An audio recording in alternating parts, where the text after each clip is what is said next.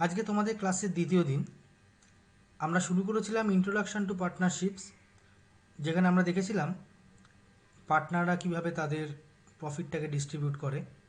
তো আজকে আমরা 3 রকমের অঙ্ক নিয়ে তোমাদের সাথে আলোচনা করব। 3টে অঙ্ক একটু ডিফারেন্ট টাইপসের অঙ্ক আছে। তোমরা ভালো করে অঙ্কগুলো একটু দেখবে, একটু শুনবে ভালো করে কীভাবে করানো হয়েছে অঙ্কগুলো। প্রথম অঙ্কটা দেখো কি বলছে। Sachin and Saurav are partners in a farm, sharing profits and losses in the ratio 3:2. মানে সচিন সৌরভ একটা ফার্মের পার্টনার, যেখানে তারা 3:2 রেশিওতে তাদের প্রফিটটা ভাগ করে নিচ্ছে। On 1/4/18 their capital stood at ₹50,000 and 30,000 respectively মানে সচিনের হচ্ছে 50,000 টাকা ক্যাপিটাল, সৌরভের 30,000 টাকা capital. Net profit for the year ending 31/3/2019 amounted to ₹30,000, মানে সেই বছরে তাদের 30,000 টাকা প্রফিট হয়েছিল। After taking into consideration the following prepare the profit and loss appropriation account. এখানে শুধুমাত্র প্রফিট অ্যান্ড লস অ্যাপ্রোপ্রিয়েশন অ্যাকাউন্টটাই করতে বলেছি। আমি এখানে আর কোনো রকম অ্যাডজাস্টমেন্টে যাইনি বা কোনো রকম পার্টনার্স ক্যাপিটাল অ্যাকাউন্ট বা কারেন্ট অ্যাকাউন্ট করতে বলিনি তোমাদের। অ্যাডজাস্টমেন্ট কী কী দিয়েছে? Interest on partners capital @10% per Anam, interest on drawings @12% per annum. The drawings of the partners were Sachin ₹8,000 drawn on 1/9/19। এখানে দেখো একটা নির্দিষ্ট টাইম পিরিয়ড বলে দিয়েছে। সচিন 8,000 টাকা তুলেছে 1/9/19 তারিখে এবং সৌরভ 5,000 টাকা তুলেছে 1/11/19 তারিখে।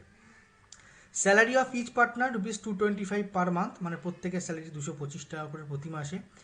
আর একটা যেটা বলেছে, Sachin is entitle to a commission of 10% on net divisible profit. এইখানে এই অ্যাডজাস্টমেন্টটা কিন্তু তোমাদের কাছে নতুন, যেটা আগের অঙ্কে আমি করাইনি এবং আগের ক্লাসে বলেছিলাম যে কমিশনের যে ক্যালকুলেশনটা সেটা আমি পরবর্তীকালে যখন একটা অঙ্ক করাবো তখন সেই অঙ্কের মধ্যে দিয়ে ভালো করে বুঝিয়ে দেবো।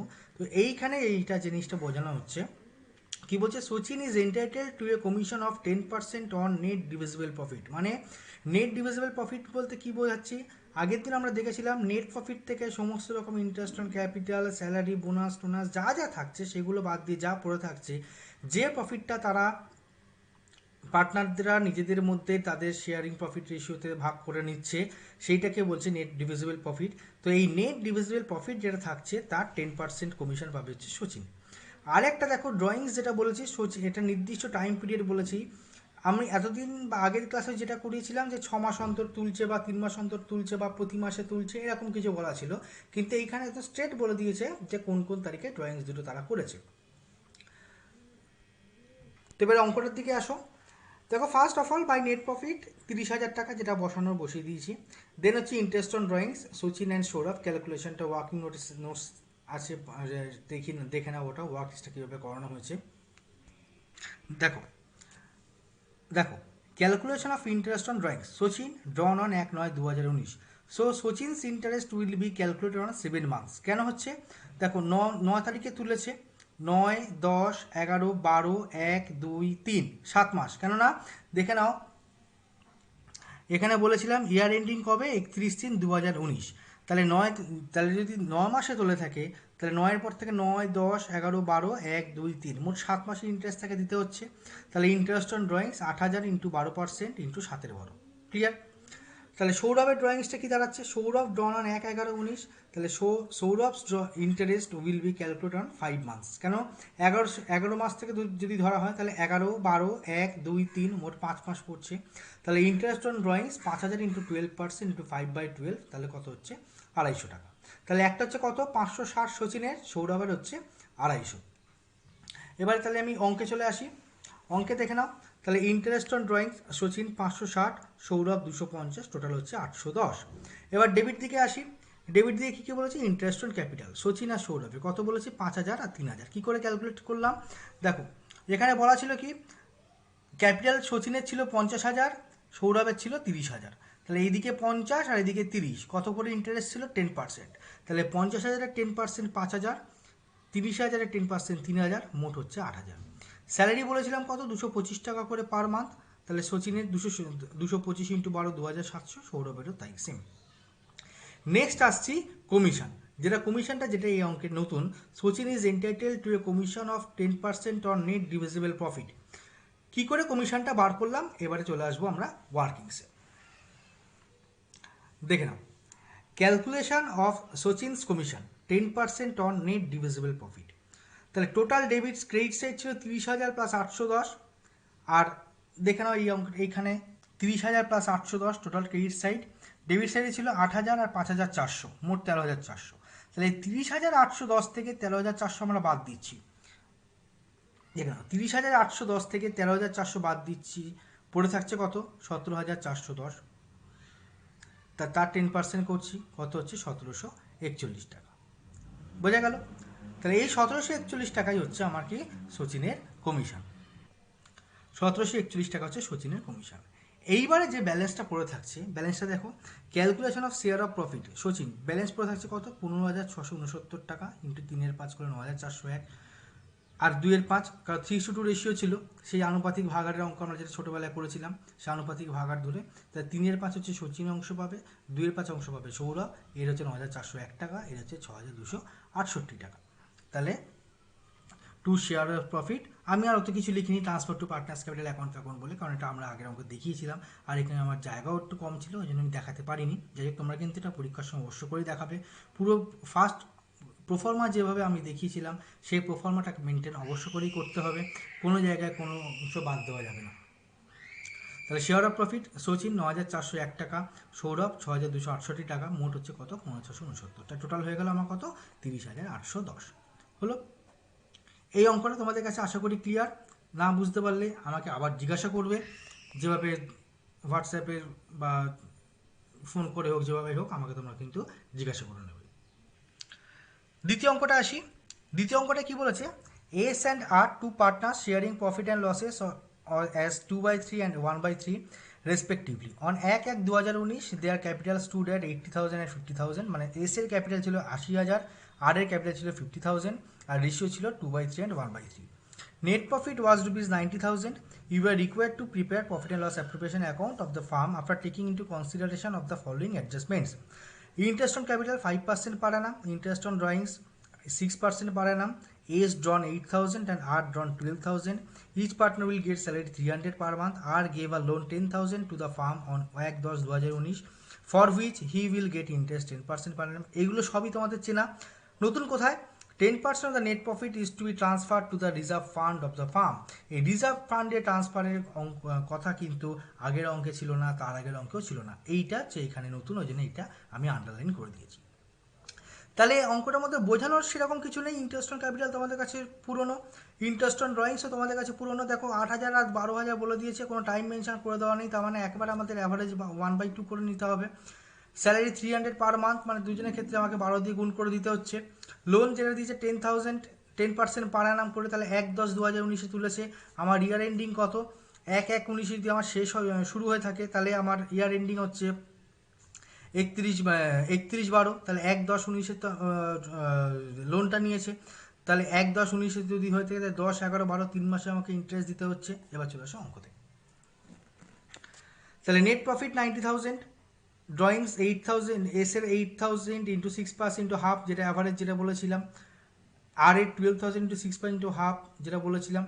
এবার ইন্টারেস্ট অন ক্যাপিটাল দেখো 8,000 ইন্টু 5%, 5,000 ইন্টু 5%। ক্লিয়ার? এটা ক্লিয়ার।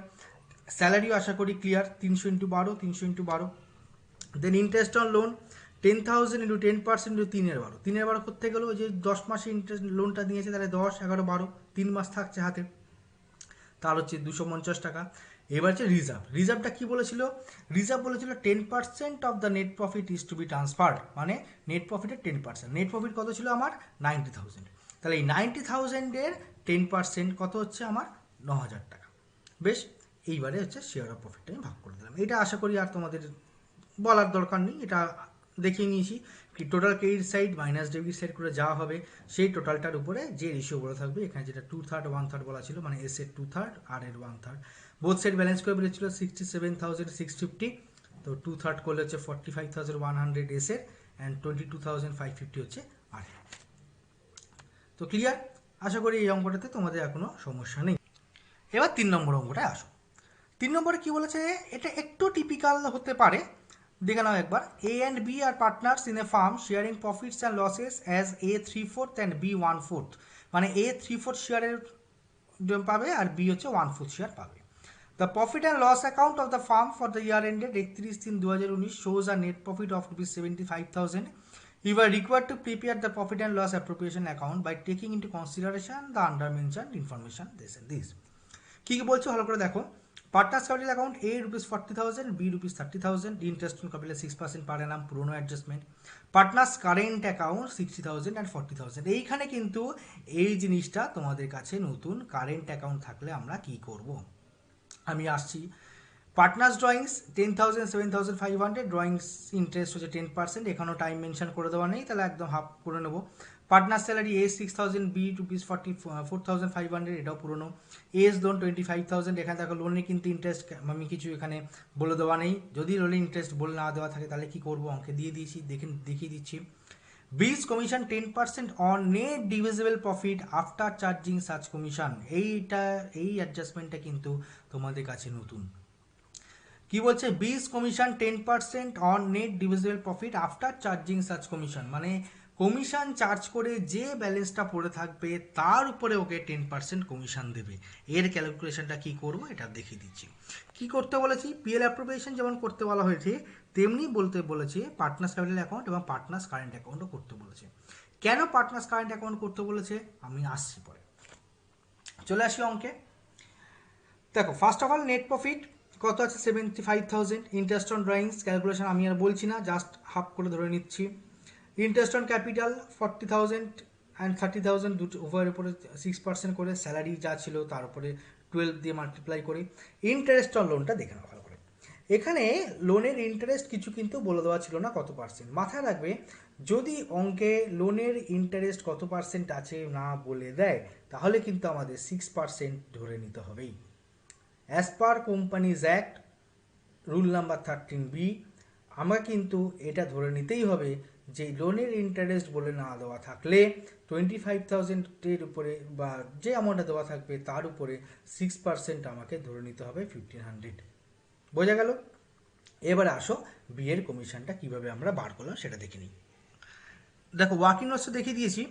ইন্টারেস্ট অন লোন, যেহেতু লোনের ইন্টারেস্ট রেট এখানে বলা নেই সেহেতু রেট অফ ইন্টারেস্ট 6% ধরে নিতে হবে।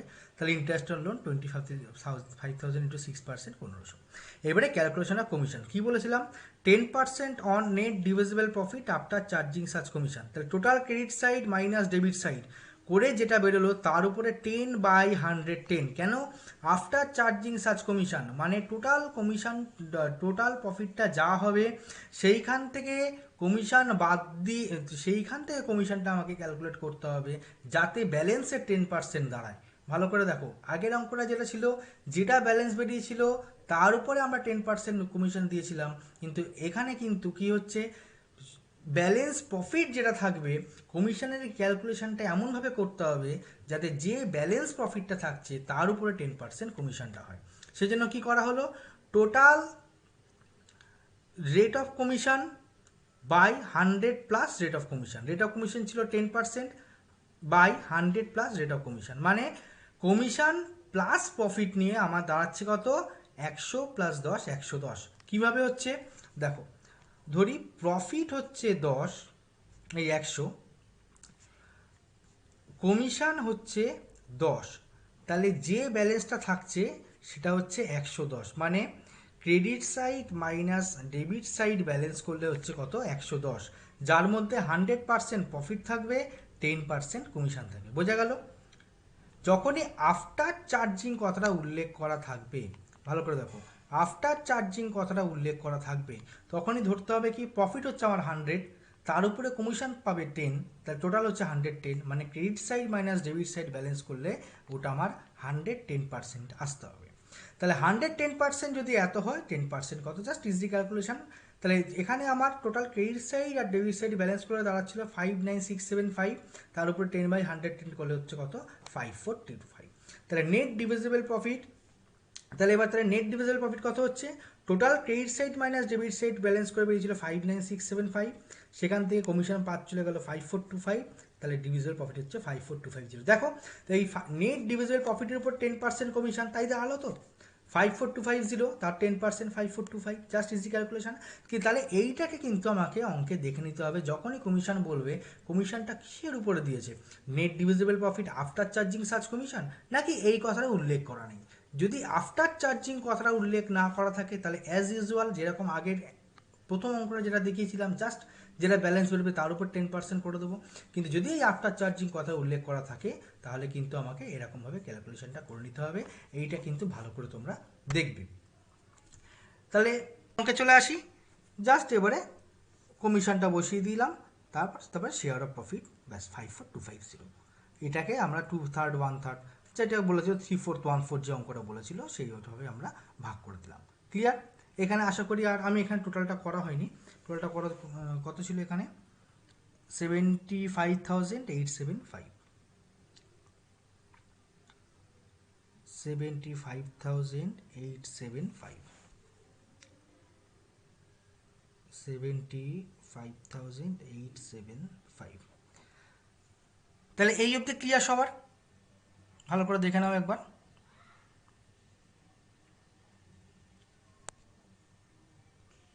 এবারে আসি পার্টনার্স ক্যাপিটাল অ্যাকাউন্ট এবং পার্টনার্স কারেন্ট অ্যাকাউন্ট। দেখো এখানে পার্টনার্স ক্যাপিটাল পার্টনার্স কারেন্ট দুটো অ্যাকাউন্ট করা হচ্ছে কেন, যেহেতু এটা মাথায় রাখবে তোমরা, আমি যখন থিওরি নোটটা দেবো তখন দেখবে যদি বলা থাকে যে কারেন্ট অ্যাকাউন্ট করতে বলেছে বা কোনো জায়গায় পার্টনার্স কারেন্ট অ্যাকাউন্ট করা আছে, বলা আছে কারেন্ট অ্যাকাউন্টে ব্যালেন্স, তার মানে জানবে সেই কোম্পানি বা সেই ফার্মের পার্টনারদের ক্যাপিটাল অ্যামাউন্টটা প্রতি বছর ফিক্স থাকবে। ঠিক আছে, কারেন্ট অ্যাকাউন্টেই তাদের পুরো অ্যাডজাস্টমেন্টগুলোকে আনতে হবে। প্রথম অঙ্কে যেরকম দেখিয়েছিলাম আমরা যে ক্যাপিটাল অ্যাকাউন্টে সব অ্যাডজাস্টমেন্টগুলো ছিল, কিন্তু এখানে ক্যাপিটাল অ্যাকাউন্টে দেখো opening balance closing balance same 40,000 40,000 30,000 30,000, no change. Change হচ্ছে কোথায়? কারেন্ট অ্যাকাউন্টে। জাস্ট কারেন্ট অ্যাকাউন্টে কিন্তু নতুন কোন রকম আর অ্যাডজাস্টমেন্ট নেই, যেরকম আমরা ক্যাপিটাল অ্যাকাউন্টে আমাদের যেভাবে ফর্ম্যাটটা মেনটেন করা হয়েছিল সেম ফর্ম্যাট এখানে মেনটেন করা হয়েছে। দেখো বাই ব্যালেন্স মানে opening balance 60,000 40,000, PL appropriation 40,688, 13,562, interest on capital, salary, commission, okay, and drawings, interest on drawings। মানে যদি কারেন্ট অ্যাকাউন্ট বলে দেওয়া থাকে তাহলে কারেন্ট অ্যাকাউন্টেই হচ্ছে আমাদের সমস্ত অ্যাডজাস্টমেন্টগুলো করতে হবে, ক্যাপিটাল অ্যাকাউন্টে আমাদের আর কোনো রকম অ্যাডজাস্টমেন্ট করার দরকার নেই। Is it clear? I should is it. বোঝা গেল? তাহলে এইখানে আমরা নতুন কী কী শিখলাম? এক হচ্ছে এই কমিশন চার্জেসটা, calculation of commission 10% on net divisible profit after charging সার্চ কমিশন বললে কি করব, যদি ইন্টারেস্ট অন লোনের ইন্টারেস্ট যদি না দেওয়া থাকে তাহলে কি করব, আর যে অঙ্কে ক্যাপিটাল অ্যাকাউন্ট কারেন্ট অ্যাকাউন্ট দুটোই দেওয়া থাকবে সেক্ষেত্রে আমরা কি করব, ভালো করে একবার দেখে নাও।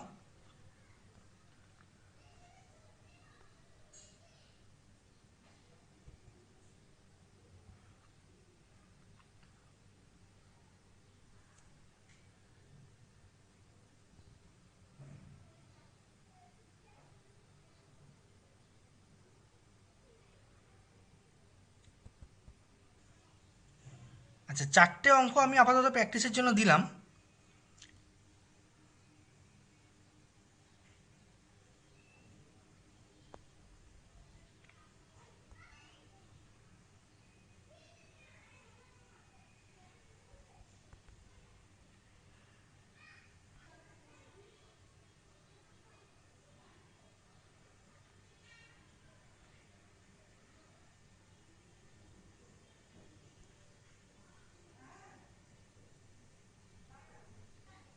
এই চারটে অঙ্ক তোমরা একটু আগে প্র্যাকটিস করে নেবে, একদমই ইজি অঙ্ক, কিছুই সেরকমভাবে বলে দেওয়া নেই। প্রথম অঙ্কটায় শুধু একটা অ্যাডিশনাল ক্যাপিটাল একজন ইন্ট্রোডিউস করেছে, সেইটা দেখবে আমার প্রথম অঙ্কে দেওয়া আছে।